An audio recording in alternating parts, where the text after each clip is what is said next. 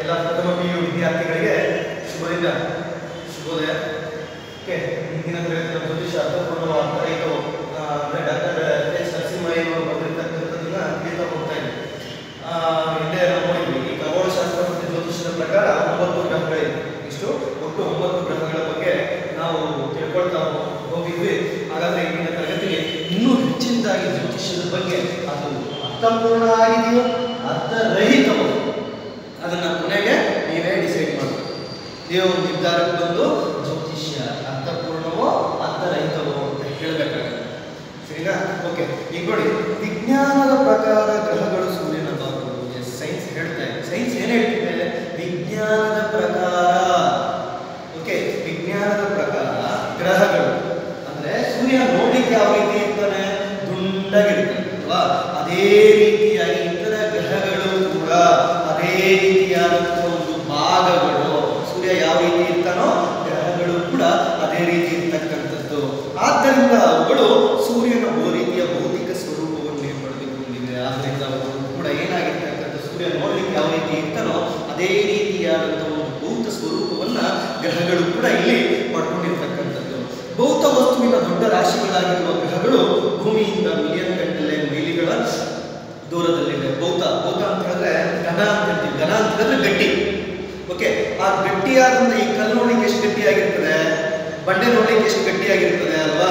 ಅದೇ ರೀತಿಯಾಗಿ ನೋಡಿ, ದೊಡ್ಡ ರಾಶಿಗಳಾಗಿರ್ತಕ್ಕಂತಹ ಗ್ರಹಗಳು ಕೂಡ ಭೂಮಿಯಿಂದ ಎಷ್ಟು ಮಿಲಿಯನ್ ಗಟ್ಟಲೆ ಅಂದ್ರೆ ಲಕ್ಷಾನು ಗಟ್ಟೆ ಅಂದ್ರೆ 10 ಲಕ್ಷ ಕಿಲೋಮೀಟರ್ ದೂರ ಇರ್ತಕ್ಕಂಥದ್ದು ಗ್ರಹಗಳು. ಭೂಮಿಯಿಂದ ನೋಡಿ, ಈಗ ಆಕಾಶ ಅದಕ್ಕಿಂತ ದೂರ ಇರ್ತಕ್ಕಂಥದ್ದು 10 ಲಕ್ಷ ಮಿಲಿಯನ್ ಅಂದ್ರೆ ಮೈಲಿಗಳ ದೂರದಲ್ಲಿ ಇವೆ ಅಂತ ಕೂಡ ಹೇಳ್ತಾ ಹೋಗ್ಬೋದು. ಇವು ಮನುಷ್ಯನ ಜೀವನದ ಘಟನೆಗಳ ಮೇಲೆ ಪ್ರಭಾವ ಬೀರುತ್ತವೆ ಎಂಬುದನ್ನು ಗ್ರಹಿಸುವುದು ಅಸಾಧ್ಯ. ಅಷ್ಟು ಕಿಲೋಮೀಟರ್ ದೂರ ಇರ್ತಕ್ಕಂತಹ ಗ್ರಹಗಳು ಅದರಲ್ಲೂ ಕೂಡ ಮನುಷ್ಯನ ಮೇಲೆ ಯಾವ ರೀತಿ ಪರಿಣಾಮವನ್ನು ಬೀರಲಿಕ್ಕೆ ಸಾಧ್ಯ ಆಗುತ್ತೆ? ಇದಿರ್ತಕ್ಕಂಥದ್ದು ಸುಮಾರು 10 ಲಕ್ಷ ಮೈಲಿಗಳಿಗಿಂತ ದೂರ. ಅಂತಹ ಗ್ರಹಗಳು ಅಲ್ಲಿರ್ಬೇಕಾದ್ರೆ ಮನುಷ್ಯನ ಮೇಲೆ ಎಂತಹ ಪರಿಣಾಮ ಬೀರಲಿಕ್ಕೆ ಸಾಧ್ಯ ಆಗುತ್ತೆ? ಯೋಚನೆ ಮಾಡಬೇಕಿಲ್ಲ. ಓಕೆ, ಮನುಷ್ಯನ ಎಲ್ಲಾ ಗುಣಗಳನ್ನು ಗ್ರಹಗಳಿಗೆ ಆರೋಪಿಸುವುದು ಹಾಸ್ಯಾಸ್ಪದ. ಇನ್ನು 1 ಅಂಕದ ಪ್ರಶ್ನೆ ಕೇಳ್ತಾರೆ. 1 ಅಂಕದ ಪ್ರಶ್ನೆಗಳಿಗೆ ಯಾವುದು ಹಾಸ್ಯಾಸ್ಪದವಾಗಿದೆ ಅಂತ ಕೇಳ್ತಾರೆ. ಅಂದ್ರೆ ಇಲ್ಲಿ ನೋಡಿ, ಮನುಷ್ಯನ ಎಲ್ಲಾ ಗುಣಗಳನ್ನ ಆಗ್ತಕ್ಕಂಥ ಅಹಿತಕರ ಘಟನೆಗಳಾಗಿರ್ಬೋದು, ಒಳ್ಳೇದಾಗಿರ್ಬೋದು, ಈ ರೀತಿಯಾದಂತಹ ಎಲ್ಲಾ ಗುಣಗಳನ್ನ ಗ್ರಹಗಳಿಗೆ ಆರೋಪಿಸುವುದು ಏನಾಗಿದೆ ಇಲ್ಲಿ ಒಂದು ಹಾಸ್ಯಾಸ್ಪದ ಸಂಗತಿ ಅಂತ ಕೂಡ ಹೇಳ್ತಾ ಹೋಗ್ಬೋದು. ಗ್ರಹಗಳ ಸ್ಥಾನಗಳು ಶುಭ, ಅಶುಭ, ಸ್ನೇಹಪರ, ಶತ್ರುಗಳ ಸೇಡಿನ ಭಾವನೆಯನ್ನು ಹೊಂದುವವು ಆಗುತ್ತವೆ ಎಂಬ ನಂಬಿಕೆ ಪ್ರಚಲಿತವಾಗಿದೆ. ಗ್ರಹಗಳ ಸ್ಥಾನಗಳು ಅಂದ್ರೆ ನಾವು ನೋಡಬಹುದು, ಗ್ರಹಗಳು ಒಂದ್ ಕಡೆ ನಿಲ್ಲೋದಿಲ್ಲ, ಅದು ಸುತ್ತಾನೆ ಇರ್ತವೆ. ಆ ಸುತ್ತ ಇರ್ತಕ್ಕಂತಹ ಸಂದರ್ಭ ನೋಡಿ, ಗ್ರಹಗಳ ಸ್ಥಾನಗಳು ಏನಾಗ್ತದೆ ಇಲ್ಲಿ ಒಂದ್ ಕಡೆಯಿಂದ ಮತ್ತೊಂದು ಕಡೆ ಚಲನೆ. ಅವುಗಳ ಸ್ಥಾನಗಳು ಶುಭ ಆಗಿರ್ಬೋದು, ಅಶುಭ, ಸ್ನೇಹಪರ, ಶತ್ರುಗಳು ಸೇಡಿನ ಭಾವನೆಯನ್ನ ಹೊಂದದೆ ಅಂತ ಕೂಡ ಈಗಲೂ ಕೂಡ ನಾವೇನ್ ಮಾಡ್ತೀವಿ? ಜ್ಯೋತಿಷ್ಯದ ಮೊರೆ ಹೋಗಿ ಈ ರೀತಿಯಾಗಿ ತಿಳ್ಕೊಳ್ತಾ ಇದ್ದೀವಿ. ನಮ್ಮ ಪ್ರಾಚೀನ ಜನಾಂಗದಲ್ಲಿ ತಪ್ಪಾಗಿ ಹೊರಟಾಗಿ ರೂಪುಗೊಂಡ ವಿಚಾರಗಳು ವಿಜ್ಞಾನ ಮತ್ತು ತಂತ್ರಜ್ಞಾನದ ಈ ಯುಗದಲ್ಲೂ ಹೆಚ್ಚಿನ ಪ್ರಭಾವವನ್ನು ಬೀರುತ್ತಿರುವುದು ದುರದೃಷ್ಟಕರ. ನಮ್ಮ ಪ್ರಾಚೀನ ಜನಾಂಗದಲ್ಲಿ ನೋಡಿ ಏನಾಗ್ತದೆ, ಈ ತಪ್ಪಾಗಿ ಹೊರಟಾಗಿ ರೂಪುಗೊಂಡ. ನಾನು ಒಂದು ಉದಾಹರಣೆ ಹೇಳೋದಾದ್ರೆ, ಹಿಂದೆ ನಮ್ಮ ಹಿರಿಯರು ಪೂರ್ವಜರು ಏನ್ ಮಾಡ್ತಾ ಇದ್ರು ನಾವು ನೋಡ್ಬೋದು. ಇತ್ತೀಚಿನ ದಿವಸಗಳಲ್ಲಿ ದೇವಸ್ಥಾನಗಳ ಹತ್ರ ಗಾಡಿಗಳನ್ನೆಲ್ಲ ನಿಲ್ಲಿಸ್ಬಿಟ್ಟಿರ್ತಾರೆ. ಹೊಸದಾಗಿ ತಗೊಂಡು ಆ ಗಾಡಿಗಳ ಕಡೆ ನಿಂಬೆಹಣ್ಣು ಕೊಡ್ತಾರೆ, ದೃಷ್ಟಿ ಆಗದೆ ಇರಲಿ ಅಂತ. ಆದ್ರೆ ನಮ್ಮ ಪೂರ್ವಜರು ಏನಪ್ಪ ಮಾಡ್ತಿದ್ರು ಅಂತ ಹೇಳಿದ್ರೆ, ಹಿಂದೆ ಈ ಎತ್ತಿನ ಗಾಡಿ ಮತ್ತೆ ಕುದುರೆಗಳಲ್ಲಿ ಒಂದು ಕಡೆಯಿಂದ ಮತ್ತೊಂದು ಕಡೆ ಹೋಗ್ತಾ ಇರಬೇಕಾದ್ರೆ ಅವುಗಳ ಕಾಲಲ್ಲಿ ಏನಾಗ್ತಿದ್ದು ಈ ಕೀಟಗಳು, ಈ ಕ್ರಿಮಿಗಳಾಗಿರ್ಬೋದು, ವೈರಸ್ಗಳೆಲ್ಲ ಏನಾಗ್ತಾ ಇದ್ವು, ಕಾಲು ಇನ್ಫೆಕ್ಷನ್ ಆಗ್ತಿತ್ತು. ಆ ಕಾಲು ಇನ್ಫೆಕ್ಷನ್ ಆಗೋದಕ್ಕೆ ಇವ್ರೇನ್ ಮಾಡ್ತಿದ್ರು, ನಮ್ಮ ಪೂರ್ವಜರು ನಿಂಬೆಹಣ್ಣ ತುಳಸಿ ಕರ್ಕೊಂಡು ಹೋಗ್ತಿದ್ರಂತೆ. ಆ ನಿಂಬೆಹಣ್ಣಿನಲ್ಲಿ ಸಿಟ್ರಿಕ್ ಆಮ್ಲ ಇರೋದ್ರಿಂದ ಇದೇನಾಗ್ತದೆ, ವೈರಸ್ಗಳನ್ನ ಕೊಲ್ತಾ ಇದ್ರು. ಅವತ್ತು ನಡ್ಕೊಂಡ್ ಬಂದಿರ್ತಕ್ಕಂತಹ ಈ ಮೂಢನಂಬಿಕೆ ಇಂದಿನವರೆಗೂ ಚಾಲನೆಯಲ್ಲಿ ಇರ್ತಕ್ಕಂಥದ್ದು. ನೋಡಿ ಯಾವ ರೀತಿ ಇದೆ, ಯೋಚನೆ ಮಾಡಿ. ಅದನ್ನೇ ಇಲ್ಲಿ ಹೇಳ್ತಿರೋದು ನೋಡಿ, ಪ್ರಾಚೀನ ಜನಾಂಗದಲ್ಲಿ ತಪ್ಪಾಗಿ ಹೊರಟಾಗಿ ರೂಪುಗೊಂಡಿರ್ತಕ್ಕಂತಹ ವಿಚಾರಗಳು ವಿಜ್ಞಾನ ಮತ್ತು ತಂತ್ರಜ್ಞಾನದ ಈ ಯುಗದಲ್ಲೂ ಕೂಡ ಹೆಚ್ಚಿನ ಪ್ರಭಾವ ಬೀರ್ತಾ ಇರ್ತಕ್ಕಂಥದ್ದು ಒಂದು ದುರದೃಷ್ಟಕರ ಸಂಗತಿ ಅಂತ ಕೂಡ ನಾವು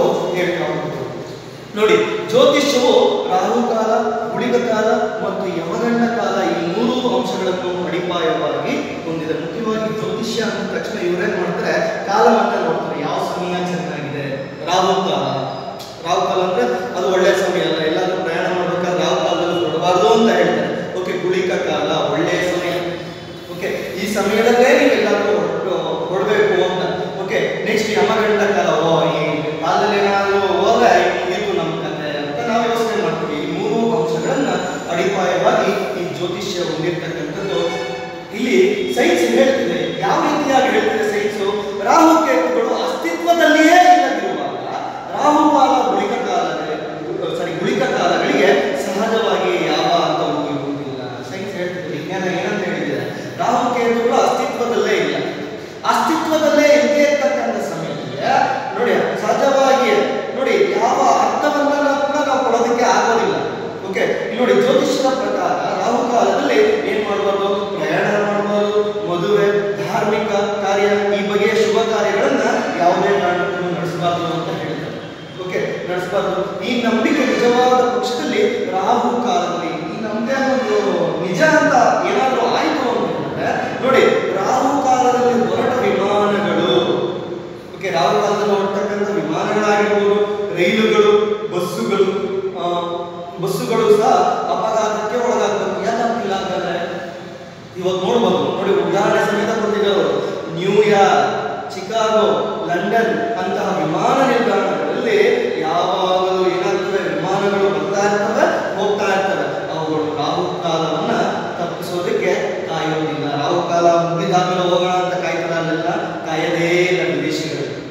ಇಲ್ಲೂ ಅಷ್ಟೇ ಹಲವಾರು ರೀತಿ ನೀವು ಯೋಚನೆ ಮಾಡಿ. ಈ ರೈಲುಗಳು ಒಂದು ಕಡೆಯಿಂದ ಮತ್ತೊಂದು ಕಡೆ ಹೊರಡಬೇಕು ಅಂತ ಹೇಳಿದ್ರೆ ಅವು ಕೂಡ ರಾಹುಕಾಲಕ್ಕೋಸ್ಕರ ವೆಯ್ಟ್ ಮಾಡಲ್ಲ. ರಾಹುಕಾಲ ಮುಗಿಸ್ಕೊಂಡು ಹೋಗ್ತೀವಿ ಅಂತ ವೆಯ್ಟ್ ಮಾಡಲ್ಲ. ತಂಪಾಡಕ್ಕೆ ಅವರು ಪ್ರೇಮಿಗಳೆಲ್ಲ ಹೊರತಾನೇ ಇರ್ತವೆ.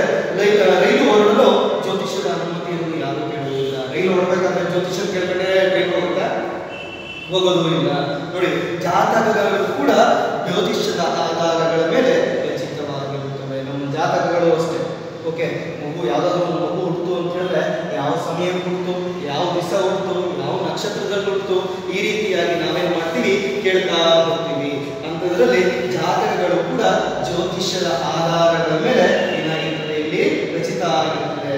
ವ್ಯಕ್ತಿ ಹುಟ್ಟಿದಾಗ ಕಂಡುಬರುವ ಗ್ರಹಗತಿಗಳ ಆಧಾರದಿಂದ ಜಾತಕಗಳನ್ನು ಬರೆಯಲಾಗುತ್ತದೆ. ಒಬ್ಬ ವ್ಯಕ್ತಿ ಮಗು ಹುಟ್ಟು ಅಂತ ಹೇಳಿದ್ರೆ ಆ ಮಗು ಹುಟ್ಟಿದಾಗ ಕಂಡು ಬರ್ತಕ್ಕಂತಹ ಗ್ರಹಗಳು ಯಾವ ಸಮಯದಲ್ಲಿದೆ, ಯಾವ ಗ್ರಹ ಇದೆ, ಯಾವ ನಕ್ಷತ್ರ ಇತ್ತು ಎಲ್ಲ ನೋಡಿ ಇವರೇನ್ ಮಾಡ್ತಾರೆ, ಜಾತಕಗಳನ್ನ ಬರೀತಕ್ಕಂಥದ್ದು.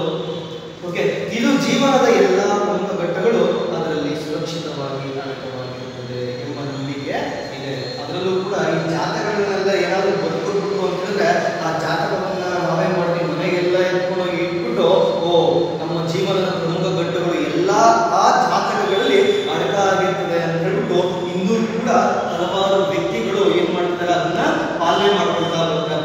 ಅದ್ರ ಮೇಲೆ ನಂಬಿಕೆ ಜಾಸ್ತಿ ಇದೆ ಅಂತ ಕೂಡ ನಾವು ಹೇಳ್ತಾ ಹೋಗ್ಬೋದು. ಗ್ರಹಗಳ ಸ್ಥಾನವು ವಿದ್ಯಾಭ್ಯಾಸ, ಮದುವೆ, ವಿದೇಶ ಪ್ರಯಾಣ, ಅಪಘಾತ, ಸಾವು ಇವುಗಳನ್ನೆಲ್ಲ ನಿರ್ಧರಿಸುತ್ತದೆ ಎಂದು ನಂಬುವುದು ಅರ್ಥರಹಿತ. ಗ್ರಹಗಳ ಸ್ಥಾನ, ಗ್ರಹ ಒಂದು ಕಡೆಯಿಂದ ಇರುತ್ತೆ, ಗುರುಬಲ ನಿಮಗೆ ಚೆನ್ನಾಗಿಲ್ಲ ಅಂದ್ರೆ ಮುಗಿದು ಪಾಪ ಆ ವ್ಯಕ್ತಿ ಕೆಲಸ. ನೋಡಿ, ಗ್ರಹಗಳ ಸ್ಥಾನ ಒಂದು ಕಡೆಯಿಂದ ಮತ್ತೊಂದು ಕಡೆ ಚೆನ್ನಾಗಬೇಕಾದ್ರೆ ಎಲ್ಲ ನಂಬಿಕೆ ನೋಡಿ, ವಿದ್ಯಾಭ್ಯಾಸ, ಮದುವೆ, ವಿದೇಶ ಪ್ರಯಾಣ, ಅಪಘಾತ, ಸಾವು ಇವುಗಳನ್ನೆಲ್ಲ ನಿರ್ಧರಿಸ್ತದೆ ಅಂತ ಹೇಳ್ಬಿಟ್ಟು ನಾವೇನ್ ಮಾಡ್ತೀವಿ, ಹಲವಾರು ಜನರು ಏನ್ ಮಾಡ್ತಾರೆ, ಅದನ್ನ ನಂಬತಕ್ಕಂತಹ ಸಂಗತಿ ಅದು ಅರ್ಥರಹಿತ, ಅದು ಅರ್ಥಪೂರ್ಣ ಆಗಿರಲ್ಲ, ಅದು ಬರೀ ಅರ್ಥರಹಿತ ಆಗಿರುತ್ತದೆ. ಓಕೆ, ವಧುವರರಿಗಿಂತ ಗ್ರಹಗಳ ಪಾತ್ರ ಮದುವೆಯ ವ್ಯವಹಾರಗಳಲ್ಲಿ ಪ್ರಮುಖವಾಗಿ ಕಂಡುಬರುತ್ತದೆ. ಎಸ್, ಹುಡುಗ ಹುಡುಗಿಗೇನೋ ಇಷ್ಟ ಇರೋದು ಮಲ್ಲ ಆಗ್ಲಿಕ್ಕೆ, ಹುಡುಗ ಒಪ್ಕೊಂಡ್ಮೇಲೆ ಹುಡುಗಿ ಕೂಡ ಒಪ್ಕೊಂಡಿರ್ತಾಳೆ. ಅವರಿಬ್ಬರಿಗೆ ಇಷ್ಟ ಆದ್ಮೇಲೆ ಕೆಲವರು ಏನ್ ಮಾಡ್ತಾರೆ, ಜಾತಕಗಳನ್ನು ತೋರಿಸಿ, ಜ್ಯೋತಿಷಿಗಳನ್ನ ಹೋಗಿ ಜಾತಕಗಳನ್ನ ತೋರಿಸಿ ಅಂತ ಹೇಳ್ಬಿಟ್ಟು ಇವ್ರೇನ್ ಮಾಡ್ತಾರೆ, ಆ ಮದುವೆಯ ಪಾತ್ರದಲ್ಲಿ ಅಂತಂದ್ರೆ ಅವ್ರ ಮದುವೆ ನಡಿಬೇಕು ಅಂತಂದ್ರೆ ಇವರಿಬ್ರು ಜಾತಕ ಚೆನ್ನಾಗಿರ್ಬೇಕು ಅಂತ ಹೇಳ್ಬಿಟ್ಟು ಜ್ಯೋತಿಷ್ಯದ ಬಳಿ, ಅಂದ್ರೆ ಜ್ಯೋತಿಷಿಗಳ ಬಳಿ ಹೋಗಿ ಜಾತಕಗಳನ್ನ ತೋರಿಸ್ತದೆ. ಓಕೆ, ಇದು ಪ್ರಮುಖವಾಗಿ ಅಂದ್ರೆ ಮದುವೆ ವ್ಯವಹಾರಗಳಲ್ಲಿ ಇದು ಜ್ಯೋತಿಷ್ಯ ಅಂತಕ್ಕಂಥದ್ದು ಪ್ರಮುಖವಾಗಿ ಏನಾಗುತ್ತೆ ಇಲ್ಲಿ ಕಂಡು ಬರುತ್ತದೆ.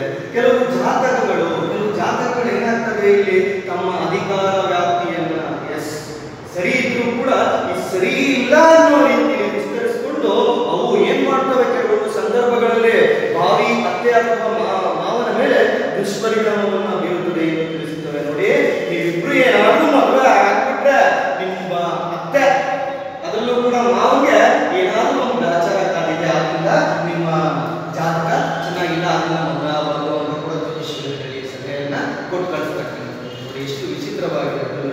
ಓಕೆ, ವಧುವರರ ಜಾತಕಗಳು ಅತ್ಯಂತ ಸಮರ್ಪಕವಾಗಿ ಕೂಡಿ ಬಂದಿದ್ದನ್ನು ಗಮನಿಸಿಯೇ ಆದ ಎಷ್ಟೋ ಮದುವೆಗಳು ಯಶಸ್ವಿಯಾಗಿ ಇಲ್ಲದೆ ಇರುವುದಕ್ಕೆ ನಿದರ್ಶನಗಳಿವೆ.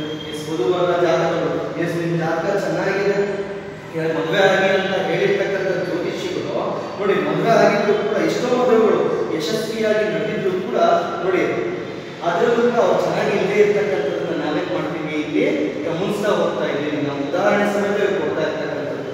ಈ ಗುಂಪಿನಲ್ಲಿ ಜಾತಕ ಸೂಚಿಸುವುದಕ್ಕಿಂತ ಮುಂಚೆ ಕಂಡುಬರುವ ವಿಧವೇ ವಿದುರರು ದೊರೆಯುತ್ತಾರೆ. ಈ ಗುಂಪಿನಲ್ಲಿ ಓಕೆ, ಜಾತಕ ಅಂದ್ರೆ ಜಾತಕ ನೋಡೋದಕ್ಕಿಂತ ಮುಂಚೆನೆ ಇಲ್ಲಿ ಏನಾಗಿರ್ತಾರೆ, ವಿಧವೆ ವಿದುರರು ಅಂದ್ರೆ ಇಲ್ಲಿ ಗಂಡನ ಕಳ್ಕೊಂಡಿರ್ತಕ್ಕಂಥವ್ರು, ಹೆಂಡತಿನ ಕಳ್ಕೊಂಡಿರ್ತಕ್ಕಂಥವ್ರು ಹಲವಾರು ಜನ ಏನ್ ಮಾಡ್ತಾರೆ, ನಾವು ಸಿಗ್ತಕ್ಕಂಥದ್ದನ್ನ ನಾವು ಕಾಣ್ತಾ ಹೋಗ್ಬೋದು. ಸಾಮಾನ್ಯವಾಗಿ ಪ್ರಸಿದ್ಧ ಜ್ಯೋತಿಷಿಗಳು ಬಹಳ ಮಟ್ಟಿನ ನಂಬಿಕೆಗೆ ಆಧಾರ ಎಂದು ಭಾವಿಸಲಾಗುತ್ತದೆ. ಸಾಮಾನ್ಯವಾಗಿ ಏನ್ ಮಾಡ್ತೀವಿ ನಾವು, ಟಿವಿನೆಲ್ಲ ನೋಡ್ತಾ ಇರ್ತೀವಿ ಜ್ಯೋತಿಷಿಗಳು, ಸ್ವಾಮೀಜಿ ಕರೆಕ್ಟ್ ಆಗಿ ಹೇಳ್ತಾನೆ, ಜ್ಯೋತಿಷವನ್ನ ಕರೆಕ್ಟ್ ಆಗಿ ಹೇಳ್ತಾನೆ ಅಂತ ಹೇಳ್ಬಿಟ್ಟು ಜ್ಯೋತಿಷಿಗಳು ಅಂದ್ರೆ ಇವರು ಜಾತಕವನ್ನೆಲ್ಲ ಕರೆಕ್ಟ್ ಆಗಿ ಹೇಳ್ತಾರೆ ಅಂತ ಹೇಳ್ಬಿಟ್ಟು ನಾವು ಏನು ನಮ್ಮ ನಂಬಿಕೆ ಏನಾಗಿದೆ, ನೀವು ಕರೆಕ್ಟ್ ಆಗಿ ಹೇಳ್ತಾರೆ, ನಂಬಿಕೆ ಜಾಸ್ತಿ ಇದೆ, ಅರ್ಹ ಜ್ಯೋತಿಷ ಹೇಳೋದಕ್ಕೆ ಅಂತ ಹೇಳ್ಬಿಟ್ಟು ನಾವೇನ್ ಮಾಡ್ತೀವಿ, ಇವರು ಕರೆಕ್ಟ್ ಆಗಿದ್ದಾರೆ ಜ್ಯೋತಿಷಿಗಳು ಅಂತ ಅಂತಕ್ಕಂಥದ್ದು. ನೋಡಿ ಎಷ್ಟೋ ಜನ ಇದೇ ರೀತಿ ಮೋಸ ಹೋಗ್ತಕ್ಕಂಥದ್ದು.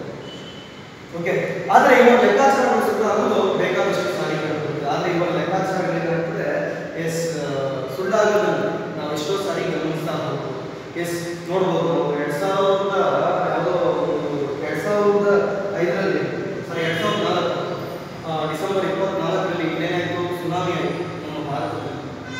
ಜ್ಯೋತಿಷಿಗಳನ್ನು ಕಾಪಾಡಬಹುದಾಗಿತ್ತಲ್ಲ, ಮುಂಚೆನೇ ಹೇಳಬಹುದಾಗಿತ್ತಲ್ಲ, ಯಾವ ಸಮಯಕ್ಕೆ ಬರುತ್ತೆ ಅಂತ ಇದನ್ನೆಲ್ಲ ಯಾಕೆ ಹೇಳಿಲ್ಲ? ಭೂಕಂಪ ಆಗುತ್ತೆ, ಜ್ಯೋತಿಷಿಗಳ ಹೇಳಬಹುದಲ್ವಾ ಯಾವ ನಿರ್ಣಯವನ್ನ, ಎಲ್ಲ ಸಮಯವನ್ನ ಅವರೇ ನೋಡ್ತಾರೆ, ಯಾಕೆ ಹೇಳಿಕ್ಕಾಗಲ್ಲ? ನೋಡಿ ಅದನ್ನೇ ಹೇಳೋದು. ಓಕೆ, ಪ್ರಸಿದ್ಧ ಜ್ಯೋತಿಷಿಗಳು ಒಪ್ಪಿದ ಜಾತಕಗಳು ಪ್ರಕಾರ ನಡೆದ ಮದುವೆಗಳಲ್ಲೂ ಅನಿರೀಕ್ಷಿತ ದುರಂತಗಳು, ಸಂಸಾರ ಕೆಲಸ, ತಪ್ಪು ತಿಳುವಳಿಕೆ, ಅಸುಖವು ಕಂಡುಬರುತ್ತಿದೆ. ನೋಡಿ ಅದರಲ್ಲೂ ಕೂಡ ಪ್ರಸಿದ್ಧ ಜ್ಯೋತಿಷಿಗಳು ಒಪ್ಪಿದಂತಹ ಜಾತಕಗಳು ನೋಡ್ಬೋದು. ಎಷ್ಟೋ ಸಿನಿಮಾ ನಟನಟಿಯರನ್ನ ನಾವು ನೋಡ್ತಾ ಇರ್ತೀವಿ. ಎಷ್ಟೋ ಜನ ಏನು ಜ್ಯೋತಿಷಿಗಳನ್ನೆಲ್ಲ, ಪ್ರಸಿದ್ಧ ಜ್ಯೋತಿಷಿಗಳನ್ನೆಲ್ಲ ಕರ್ಕೊಂಡು ಬಂದು ಮದುವೆ ಮಾಡಿಸಿರ್ತಾರೆ, ಆದ್ರೆ ಅವರೇ ಡೈವರ್ಸ್ ತಗೊಂಡ್ರೆ ಎಷ್ಟು ಮಟ್ಟಿಗೆ ಸರಿ ಇರುತ್ತೆ ಇದು. ಓಕೆ, ಅದನ್ನೇ ಹೇಳ್ತಿರ್ತಾರೆ, ಒಪ್ಪಿದ ಜಾತಕಗಳ ಪ್ರಕಾರ ನಡೆದ ಮದುವೆಗಳಲ್ಲೂ ಅನಿರೀಕ್ಷಿತ ದುರಂತಗಳು, ಸಂಸಾರ ಕೆಲಸ.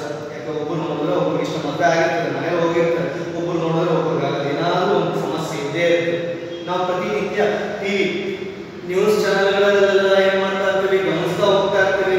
ಓಕೆ, ತಪ್ಪು ತಿಳುವಳಿಕೆ, ಒಬ್ಬರು ಕಂಡ್ರೆ ಇವ್ರೇನೋ ಮಾಡ್ತಿದ್ದಾರೆ, ಯಾಕೆ ಇವರು ನನ್ನ ಜೊತೆ ಮಾತ್ರ, ಎಲ್ಲೋ ಒಂದು ತಪ್ಪು ತಿಳುವಳಿಕೆ ಬರ್ತಕ್ಕಂಥದ್ದು, ಅಸುಖವು. ಇಬ್ಬರು ಸಂಸಾರದ ನಡುವೆ ಏನಾಗ್ತದೆ, ಇಲ್ಲಿ ಸಂಸಾರ ಮಾಡ್ತಾನೆ ಇರ್ತಾರೆ, ಆದ್ರೆ ಸುಖ ಅನ್ನೋದು ಬೇಕಲ್ಲ, ಮುಖ್ಯವಾಗಿ ಸುಖ ಅನ್ನೋದೇ ಇರಲ್ಲ, ಅಸುಖವು ಕಂಡು ಬರುತ್ತದೆ. ಜಗತ್ತಿನಲ್ಲಿಯೇ, ಈ ಜಗತ್ತಿನಲ್ಲಿ 90% ಹೆಚ್ಚು ಜನರ ಮದುವೆಗಳು ಯಾವುದೇ ಜಾತಕವಿಲ್ಲದೆ ನಡೆಯುತ್ತವೆ. ಜಗತ್ತಿನಲ್ಲಿ ಅದರಲ್ಲೂ ಕೂಡ 90% ಮದುವೆಗಳು, ಅದರಲ್ಲೂ ನಮ್ಮ ಭಾರತದಲ್ಲಷ್ಟೇ. ಆದ್ರೆ ವಿದೇಶಗಳಲ್ಲೆಲ್ಲ ಹೋಗ್ಬಿಟ್ಟು ಜ್ಯೋತಿಷ್ಯ ನೋಡಿ ಮದುವೆ ಆಗ್ತಿಲ್ಲ, ಯಾವುದೇ ಕಾರಣಕ್ಕೂ ಆಗ್ತಿಲ್ಲ. ನಾವೇ ಏನ್ ಮಾಡ್ತಾ ಇದ್ದೀವಿ, ಜ್ಯೋತಿಷ್ಯರ ಮೊರೆ ಹೋಗ್ತಾ ಇರ್ತಕ್ಕಂಥದ್ದು, ಜಾತಕಗಳ ಮೊರೆ ಹೋಗ್ತಾ ಇರ್ತಕ್ಕಂಥದ್ದು. ಓಕೆ, ಜಾತಕವಿಲ್ಲದೆ ನಡೆಯುತ್ತೆ ಅವರ ವಿವಾಹಗಳು ಉಳಿದ